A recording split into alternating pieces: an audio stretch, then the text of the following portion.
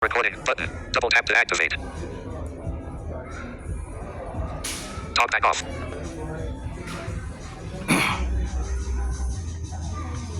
Okay. Magandang gabi po sa lahat. Ako po si Pastor JB. Binabati ko po kayo ng isang mapagpalang araw po. Mapagpalang gabi pala, sorry. At bihira po akong mag-record video, but salamat sa Panginoon sapagkat ngayon ay mag-isa tayo dito. Pero salamat sa opportunity na ito na nandito ako sa aking workplace sa MCJ, Welcome Plaza Mall, Senior Pure Gold, Libertad, Pasay City at Libertad Station. Ang ating pong telephone number ay 0949-410-0259. No? 0949-410-0259. Yan, pwede po ninyong tawagan ito. At siyempre po, i-follow po ang ating TikTok, ang ating pong JBJB Facebook, mga kapatid. Okay? Dahil po video lang ito, ay gusto ko lang pong bigyan ng diin. Gusto ko lang pong bigyan ng pansin yung nangyayari po ngayon. At di naman po para magpapansin, kung hindi po magbigay po ng aking pong saloobin sa mga nagaganap po ngayon. So remember po nung nagsimula pong magingay ang iba't ibang sektor kaugnay po dito sa usapin ng flood control anomalya, ay marami na po ang nananawagan na mag-resign itong si PBBM. Ngayon nga po ay nagsasagawa ng transparency protest. Ito pong mga kapatid po natin sa INC o tinatawag po nating Iglesia ni Cristo dyan po sa Rizal Park sa Luneta. At sinabayan din po ng iba't ibang mga grupo ng pag-iingay. Ngayon, hindi naman po ako against dito. Kasi dati naman ho akong napapasama sa mga rally dati.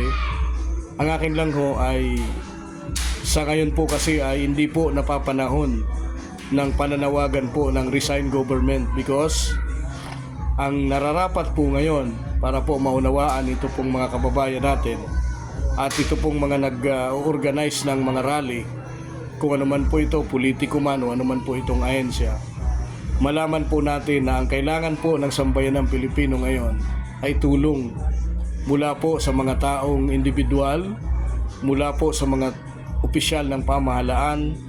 Ang kailangan po ay tulong dahil po malapit na po yung Pasko at marami po yung mga nawalan ng tirahan at iba pa ay nawalan ng mahal sa buhay, nasira po yung kanilang mga negosyo dahil po sa matinding kalamidad. Ang kailangan po natin ngayon ay hindi ho pagrarally, kasi po yung pagrarally po ay may panahon po dyan, may tamang panahon po dyan at may proseso po dyan. Kung talaga pong ginusto ng Diyos na alisin po yung kasalukuyang namumuno, ay mangyayari po yon. Ulitin ko lang po, kung ginusto po ng Diyos, hindi po ginusto ng tao, no? Kasi pagkagustuhan po natin, maaaring hindi po mangyari. Pero pagkagustuhan ng Diyos, kahit ayaw mo umalis sa kapangyarihan, kahit sa anong posisyon, ay aalisin po kayo ng Diyos. Kaya lang po, ang napapanahon po ngayon, mga kapatid, ay yung pagtulong sa mga biktima ng kalamidad. Marami pong kalamidad ang dumaan po sa atin. Isa na po dito yung lindol na nasira po yung mga malalaking building sa Cebu. Mga nasira po sa Davao at sa iba pa pong lugar sa Mindanao na binayo po ng malakas na lindol. At ang sumunod po na nangyari, ito pong paghagupit ng dalawang magkasunod na bagyo na kung saan po marami pong na-wash out at marami pong nangailangan o nangangailangan po ng tulong. Ngayon, sabi ko nga po, hindi po ako hindi po ako tutol sa mga panawagan para po sa korupsyon. Ang akin lang po dito, nakakalungkot, parang napapabayaan na po natin yung obligasyon po sa sambayan ng Pilipino, lalong-lalo na po yung mga biktima ng kalamidad. Sana makita po natin ito. Sana makita po ito ng mga nagpupondo, ng mga nag-o-organize ng mga rally, mayroon naman po pala tayong pangpondo dyan. Ano po kaya kung ibigay po natin dahil magpapasko ngayon? Napakalungkot po ng sinapit ng bansa natin. Kaugnay po sa nagdaang kalamidad. Ngayon kung ito naman pong usapin tungkol po sa flood control at usapin po ng korupsyon, ang ating bansa po, punong-puno na po yan ng korupsyon. Simula pa po sa mga nagdaang presidente natin na mga pinatalsik po dahil sa katiwalian ay wala pa pong nabago sa atin ngayon.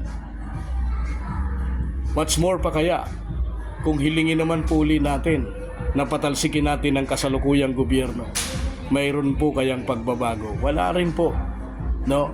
So, ang the best po, unang-una, I pray to my country. Ipanalangin po natin ang bansa natin. Magtulungan po tayo na maipsan po yung problema ng ating pong bansa, lalong-lalo na po sa mga biktima ng kalamidad. Panawagan ko naman po kay Saldico, kung talaga pong totoo yung kanyang aligasyon sa pamahalaan, ay lumitaw po siya. Do or die. Kung kinakailangan mamatay ka alang-alang sa bayan, wala po tayong magagawa doon. Sabi nga, kung talagang totoo, huwag ka matakot sa kamatayan. Kasi alam nyo po, ang kamatayan, talagang darating po yun.